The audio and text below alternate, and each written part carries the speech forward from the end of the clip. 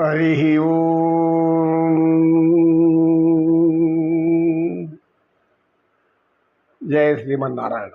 ఆ హింటుకతో వచ్చింది ఇప్పుడొకరితో కానీ పోదు అని సామెత కూడా చెప్పాల్సి వస్తుంది అన్నాడు. అట్లాంటి ఏందన్నాడు. అట్లంటే తర్వాత చెప్తాను, మీరు పదండి, ముందు ఆకలేస్తాను తిందాం, లేకపోతే పొట్ట పాడవుతుంది. గోవింద గోవింద ఎడుకుంటల కూడా వెంకటరమణ గోవింద అని సత్యనిష్ఠుడు చెప్పి, పుట్టుకతో వచ్చింది కొందరికి ఇట్లాంటివి పోవు. ఎందుకంటే ఎందుకు పోవు అని అడుగుతారేమో. ఎందుకు పోనంటే ఇవన్నీ కూడా బుద్ధి కర్మానుసారి అని ఇంకొక దానికి అతుకుబడి ఉంటుంది. కర్మాను అనుసరించి బుద్ధి నడుచుకుంటుంటుంది. మరి కర్మం అంటే ఏమి? కర్మం జన్మానుసారి. జన్మ ఎలా వస్తుందంటే కర్మలను బట్టి జన్మ వస్తుంది.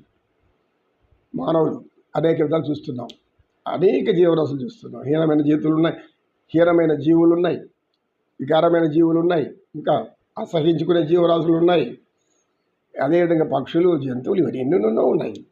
అయితే వాటికి ఇవన్నీ తెలియవు. అవి పుట్టిన మొదల నుంచి చనిపోయే వరకు ఒకే గుణం కలిగి ఉంటాయి, అంతే. దానికి వేరే మార్పు ఉండదు. కానీ మనిషి అనుకుంటే మారచ్చు, భగవంతుడిని నిత్యం లోపల పెట్టుకుంటే మారచ్చు. కనుక ప్రతి ఒక్కరు కూడా భగవంతుడిని లోపల పెట్టుకొని కర్మలు చేయాలి మనం అని శ్రీకృష్ణ పరమాత్మ భగవద్గీతలో చెప్తాడు.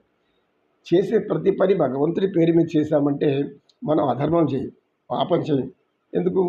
దేవుడు పరమ పవిత్రుడు, సకల సుగుణాలు కలిగినవాడు.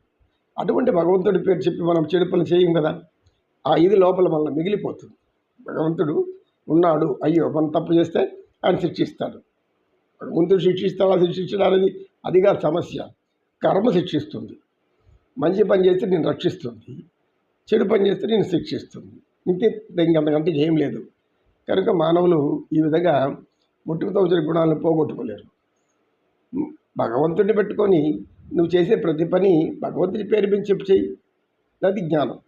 జ్ఞానము అనేది భక్తికి ఎంత అవసరము అంటే, భక్తి అనేవాళ్ళు మూఢభక్తితో ఉంటారు, అజ్ఞానంతో భక్తులు ఉంటాయి. ఇలా అజ్ఞానంలో ఉండేవాళ్ళు భక్తి పెట్టుకొని ఉరికే వచ్చేసినాం అనుకుంటారు. అది శ్రీకృష్ణ పరమాత్మ ఏం చెప్పాడంటే, అది చెప్పింది, ఎవరైతే ఏ దేవతామూర్తిని ఆరాధిస్తారో ఆ దేవతామూర్తుల యొక్క సత్యాన్ని, తత్వాన్ని తెలుసుకుంటే భావించేటప్పుడు అలా ఉంటుంది. ఉదాహరణకి ఇప్పుడు మనకు గాయత్రి మంత్రం, ఓం భూర్భువస్సువః తత్సవితుర్వరేణ్యం భర్గో దేవస్య ధీమహి ధియో యో నః ప్రచోదయాత్ అని అన్నాం. అది సహజంగా అందరూ అంటారు గాయత్రి మంత్రం అంటారు. మరి దాని భావం తెలిస్తే కదా. దాని భావం తెలియకుండా అది మన మీద ఏం పనిచేస్తుంది? మన మనసుని మార్చాలి, మనల్ని మంచిదారిలో పెట్టాలి, మనల్ని సత్పురుషుని, సద్గుణవంతుని, సత్స్త్రీని, స్త్రీలకైనా పురుషులైనా అందరికీ ఏ మంత్రం చెప్పినా మంత్రంలో ఉండే జ్ఞానం తెలుసుకోవాలి. అప్పుడు మాత్రమే అది మన మీద పనిచేస్తుంది, మనలో మార్పు వస్తుంది. లేదంటే అది ఏదో ఒక యాంత్రికంగా పనిచేసి యంత్రాలే పనిచేస్తుంటాయి. నిద్రలేసిందే ఏదో ఒక యంత్రం, మనం ఇంట్లో కటింగ్ మిషన్ అనుకోండి, ఆ కుట్టే మిషన్ తొక్కుతూ ఉంటే అది కుట్టూ ఉంటుంది, మనం ఆపేస్తే అది ఆగిపోతుంది. అది దాని పని అంతే. అది యాంత్రికం, కానీ దానికి జ్ఞానం లేదు. ఎందుకు? అది యజమాని తొక్కుతాడు, మనం కుట్టుకుంటూ పోతామని జ్ఞానం ఉంటుందా? యంత్రాలకి, వస్తువులకు ఉండవు కూడా జ్ఞానాలు. మనిషి ఉండాలి జ్ఞానం. కనుక ఏం చెప్తుందా ఆ యొక్క మంత్రం, గాయత్రి మహామంత్రం అంటే, ఎవరైతే సృష్టి అంతా నిండి ఉన్నాడో, ఎవరిని సృష్టిని సృష్టించి సర్వం పోషించి పెంచి ధర్మాన్ని నిలిపి ఆ ధర్మాన్ని ఆచరించకుండా ఉండే వాళ్ళని ఏ విధంగా కర్మలు చేసుకుంటూ ఉంటారో ఆ కర్మలకు ఫలితాలను నిర్ణయిస్తూ దాని అనుసరించి జన్మలు ఏర్పడుతూ ఉంటుంది అనేది భగవంతుడు ఒక్కడే తెలుసు. అందుకే ఈ కాలం అనేది ఆయన యొక్క స్వరూపము. ఈ కాలంలో మనం చేసే ప్రతి కర్మ కూడా అది రికార్డ్ అవుతూ ఉంటుంది, అంటే అందులో జప్తం అవుతూ ఉంటుంది. తర్వాత మనం చేసే పుణ్యఫలం అయిపోయిందనుకోండి, మన అకౌంట్లో అంటే మన ఖాతాలో వెంటనే అది ప్రారంభమైనప్పుడు కష్టాలు తప్పు, దుఃఖాలు, నేను ఇంత వీరుణ్ణి, నేను సూర్యుడిని, నేను విక్రమార్కుడిని, ఇన్ని కోట్లు సంపాదించి ఇంత ఉంది ఇంత అనుకోని ఏం ప్రయోజనం? ఎందుకు? మన కర్మలు మన వెనకాలే వస్తాయి.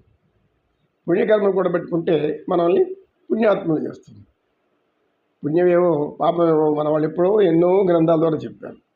ఎన్నో భగవంతుడి యొక్క సందేశమేది. అని చెప్పాడు శనిష్ఠుడు. నమో కృష్ణ నమో కృష్ణ కృష్ణం వందే జగద్గురు శ్రీకృష్ణం వందే జగద్గురు.